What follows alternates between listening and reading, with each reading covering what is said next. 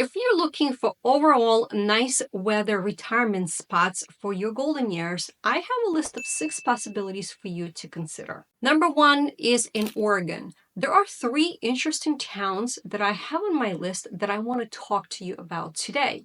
They are Astoria, Eugene, Portland, and Salem. Actually, it's 4 towns. Astoria, Oregon is a very charming coastal town that has a rich history, rich cuisine, and lots of things to do. Normal January low temperatures are about 38 degrees. And in the summertime, in July, the temperature is very, very mild, around 67 degrees. Astoria does get a lot of rain during the year, which means that it's full of lush greenery for you to enjoy. This scenic walkway along the Columbia River is perfect for a leisurely stroll or bike ride. It features beautiful views of the river, historic landmarks, and access to various shops and restaurants. Astoria has a vibrant food and drink scene. You can visit local breweries like Fort George or Bowie Beer Company for craft beer, or explore the town's diverse culinary offerings, including seafood, farm-to-table dining, which is actually one of my favorite, and lots more. Next, let's head over to Eugene, Oregon, the town that is known for very vibrant living, outdoor activities, arts, and unique local culture. The temperature is pretty interesting.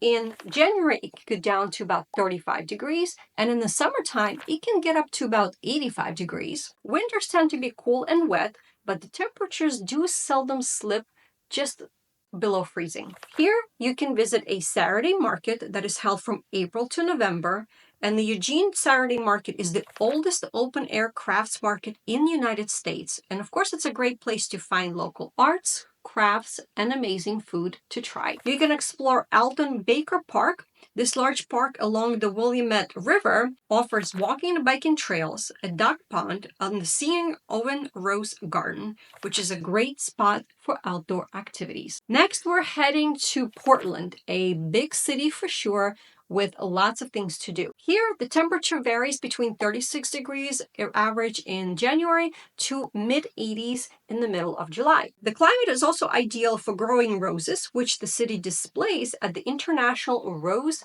Test Garden Festival. Portland is famous for its diverse food scene, including food trucks, farm-to-table restaurants, and eclectic eateries. You don't want to miss trying local favorites like Voodoo Donut, Salt and Straw Ice Cream, and some of the city's food carts. The Tom McCall Waterfront Park along the Willamette River is perfect for a leisurely stroll or a bike ride. It's a scenic spot to view the city skyline and watch boats on the river. Next stop on our list in Oregon is the town of Salem. January low temperatures are about mid-30s, and in the summertime, it can get to about mild mid-80s as well. Location is just under a 1-hour drive from Portland. Salem is known for its cherry blossom trees and nearby vineyards. Minto Brown Island Park is a large natural park with trails for walking, jogging, and biking. And it's also a great spot for birds watching and enjoying nature. Salem Saturday Market is a popular farmers market that takes place on Saturdays from April through October. It's a great place to find fresh local produce, handmade crafts, and amazing local food to try. State number 2 on our list to consider is North Carolina. Here, a few towns for you to consider. Number 1 is Cape Hatteras. It's part of North Carolina's Outer Banks, which is known for its natural beauty, rich history, and outdoor activities.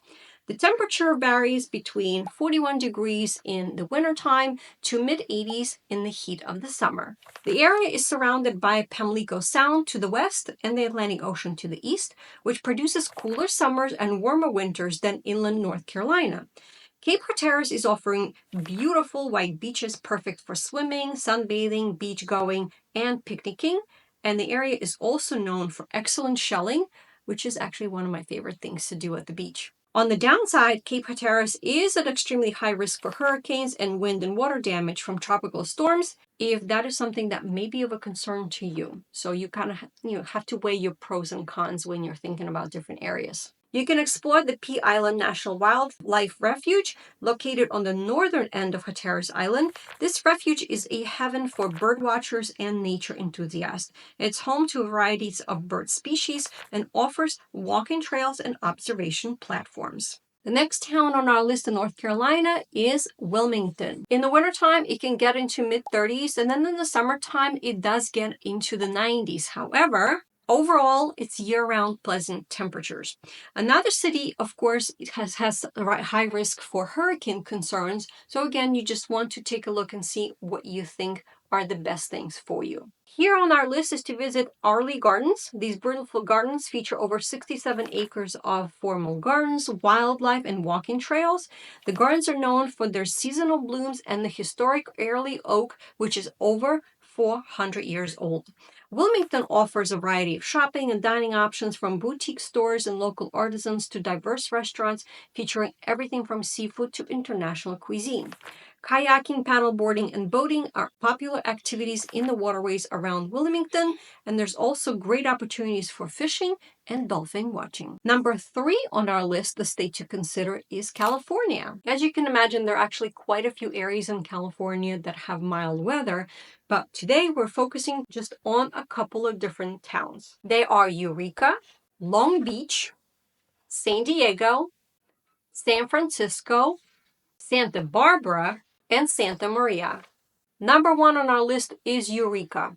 The temperatures vary between 41 degrees in the wintertime and like mid-60s in the summertime, so very, very mild. So here, where you may want to go is head over to Humboldt Bay. You can enjoy various activities such as kayaking, boating, or taking a guided tour.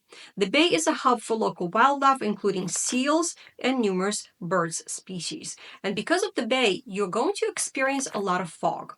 Eureka is away from all the hustle and bustle, but it can be a bit isolated for those that may be used to the big city amenities. A couple of things here to consider as well. Sequoia Park Zoo and Forest Garden. You can visit one of the oldest zoos in California that features varieties of animals and lovely redwood forest with walking trails. Next up is Long Beach. Normal January temperatures are very mild, 47 degrees, and in the summertime, very comfortable around 80 degrees. Southern California cities are considerably warmer than those of the northern part of the state, but residents still enjoy very nice and mild and dry weather, not humid. Shoreline Village is a waterfront shopping, dining, and entertainment area. It's a great spot to relax, enjoy the view, and maybe even to rent a bike or a boat. They also have Pike Outlets, which is a great shopping and entertainment destination with a mix of retail stores, dining options, and a Ferris wheel, as well as a movie theater. Next up is one of my favorite towns in San Diego, because that's where one of my best friends lives, let's head over to San Diego. Normal January temperatures are mid-40s, and in summertime is very balmy, mid-70s, like 72, 75 degrees. So here, don't forget, one of the best things you can do in San Diego is visit the zoo. It is one of the most famous zoos in the world, with a variety of animals and exhibits.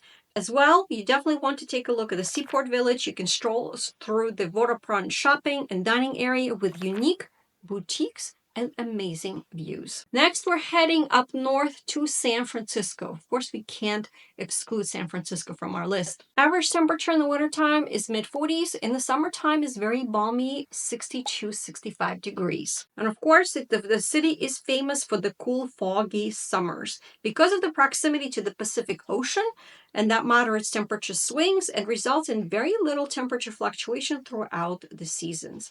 San Francisco's noteworthy hills also help create distinct microclimates in various parts of the city, which might have different temperatures and precipitation on the same day.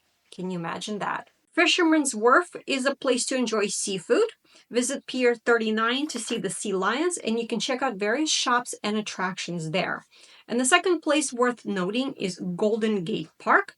Explore this massive park, which includes the California Academy of Sciences, the Japanese Tea Garden, and the De Young Museum. Next up on our list is we're heading to Santa Barbara. In wintertime, about 46 degrees. In the summertime, it's mid-70s, so very nice and mild to enjoy. Santa Barbara tends to have warmer winters and cooler summers than inland California cities. And a few places to note here is Santa Barbara Botanic Garden. You can wander through beautifully landscaped gardens showcasing California's diverse plant life. And you can check out Stearns Wharf, where the shops and restaurants are on this historic pier, and you can enjoy fantastic views of the coastline. Next up on our list is Santa Maria. This place is located about 3 hours northwest of Los Angeles. Santa Maria is a coastal California city that is surrounded by farmland. Normal temperatures in the wintertime are between 41 degrees, and in the summertime it's mid-70s, so very nice and mild. The Mediterranean climate allows for long growing seasons and create ideal conditions for producing many different types of crops, which are perfect for those of you that love to garden, if that is something of interest to you. Santa Maria Valley Wine Country. You can enjoy wine tasting and tours around at various wineries and vineyards. The region is known for its excellent Pinot Noir and Chardonnay wine. Don't forget to check out Walla Park, which is a nice spot for outdoor recreation, walking trails, a lake, and playgrounds. All right, number 4 on our list is the gigantic and amazing state of Texas. So a couple of towns here for you to consider. We are actually heading straight to Galveston, and that's where we're going to stay for now. Normal January temperature is about 49 degrees. In the summertime, it does get up to about 90. However, while many parts of Texas are uncomfortable because of the high humidity, Galveston is a little bit different. The temperatures are lower, but because of the location along the Gulf of Mexico keeps the city slightly cooler than inland Texas cities, I think Galveston is a little bit more manageable, even though the temperatures is saying it's going to be hot. Here, a few places to note is Seawall Boulevard, where you can stroll along the scenic 7-mile stretch of beachfront promenade. And of course, Galveston beaches are famous for their sandy shores, which include popular spots like Stewart Beach and East Beach. Number 5 on our list, let's head over to the islands of Hawaii. Of course, you can imagine because of the mild temperature and the amazing nature, I could not leave this state out of our list. A couple of places on the list for us to consider. The first one is called Hilo, and it's spelled Hilo. Mild winters at 64 degrees. That sounds amazing. And mild summers only in low 80s. Hilo is located at the base of 2 volcanoes on Hawaii's Big Island and overlooks Hilo Bay.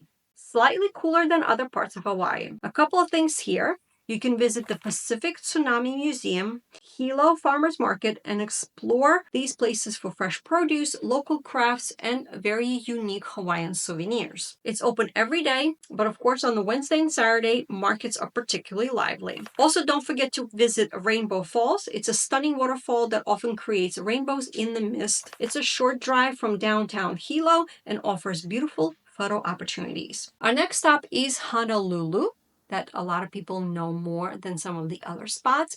And again, very mild winter temperature in high 60s. And the summertime, it's going to be low 80s, which is beautiful year-round. A few places to visit at Honolulu. The first one is Kakao. Explore this trendy neighborhood known for its street art galleries and food trucks. Ala Moana Center is shopping with largest open air malls in the world, and you can enjoy a range of dining options. Lihue is another town that we want to consider here in Hawaii. In wintertime, again, it's mid-60s. In the summertime, it's low 80s, which is beautiful weather. I'll take that weather anytime for basically every day of the year. Lihue Town Core is where you can explore local shops, eateries in the vibrant community of Lihue. Hawaii Lagoons Golf Club is where you can enjoy a round of golf with stunning views of the ocean and lush landscapes. Now we're heading back into the mainland, and the last state for you to consider with some mild temperatures is the state of Virginia. So here are the places to visit here. We are heading straight to Norfolk. Normal January temperatures are going to be mid-30s. And in the summertime, you're going to be in mid-80s. While much of Virginia has scorching summers, Norfolk is the exception. The nearby Atlantic Ocean helps to keep daytime high temperatures lower than inland Virginia cities. A few places for you to consider are Town Point Park, which is a lovely riverside park ideal for picnics, walks, and community events, and MacArthur Center, a large shopping mall with various stores, dining options, and entertainment. And Hermitage Museum and Gardens. This museum combines art with historic estate and beautiful gardens. So, I gave you some interesting ideas. We looked at 6 different states, and my bonus tip for you is to consider the bigger picture. Although the mild weather may be an attraction, maybe you want to head down south and consider Florida. My suggestion to you is take everything under consideration. Access to healthcare. What is the cost of living? How much are the utilities? What are the property taxes? What are the income taxes? And which part of your income is going to be taxed? There are some really great spreadsheets and information that I'm going to link for you under this video so that way you can make a very informed decision to make sure that you are making choices that make sense to you for your particular situation. So, where are you guys thinking about relocating? If you're looking for some help in those areas, please let us know because we're happy to give you a lending hand to make your decisions smarter and help you propel towards an amazing retirement.